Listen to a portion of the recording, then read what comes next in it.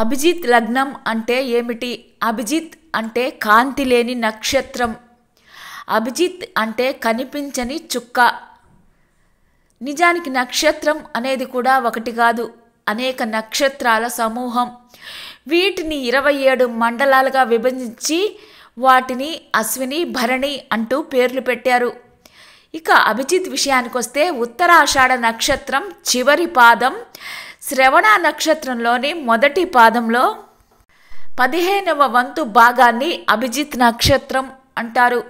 ఈ నక్షత్రం వెనుక ఒక పురాణ కథ ఉంది. మనకి ఉన్న 27 నక్షత్రాలు దక్ష ప్రజాపతి యొక్క కుమార్తెలు. దక్షుడు వీరిని చంద్రుడికి ఇచ్చి పెళ్లి చేశాడు. అందరికన్నా రోహిణి మీదే చంద్రుడికి ప్రేమ ఎక్కువ. ఆమెతోటే ఎక్కువ కాలం గడిపేవాడు.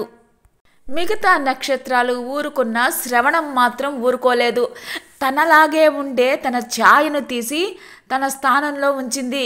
చంద్రుడి వ్యవహారం తేల్చడానికి తండ్రి దగ్గరికి వెళ్ళింది. శ్రవణ నక్షత్రం వదిలిన ఛాయ పేరే అభిజిత్తు. ఇది 28వ నక్షత్రంగా ఏర్పడింది. ఆ తర్వాతి కాలంలో దీనికి ఒక పవిత్రమైన స్థానం కూడా ఏర్పడింది. సర్వ దోషాలను పోగొట్టే శక్తి ఈ నక్షత్రానికి వచ్చింది. ప్రతిరోజు ఈ నక్షత్రానికి సంబంధించిన సమయం ఉంటుంది. దాన్నే అభిజిత్ ముహూర్తం అంటారు. ఒకప్పుడు పల్లెటూర్లలో గడ్డపారను భూమిలో పాతిపెట్టి దాని నీడ మాయమయ్యే సమయాన్ని గడ్డపలుకు ముహూర్తం అంటారు. అంటే మధ్యాహ్న సమయం అన్నమాట. ఈ ముహూర్తంలో సూర్యుడు దశమ స్థానంలో ఉంటాడు. కాబట్టి ఈ ముహూర్తం చాలా దోషాలను పోగొడుతుంది. నిజానికి ఇది చాలా బలమైన ముహూర్తం. అయోధ్యలో రామాలయ నిర్మాణం కోసం భూమి పూజను కూడా అభిజిత్ లగ్నంలోనే చేశారు. దీన్ని విజయ ముహూర్తం అని కూడా అంటారు. ఈ ముహూర్తం ఉదయం 11:45 నుంచి మధ్యాహ్నం 12:30 వరకు ఉంటుంది.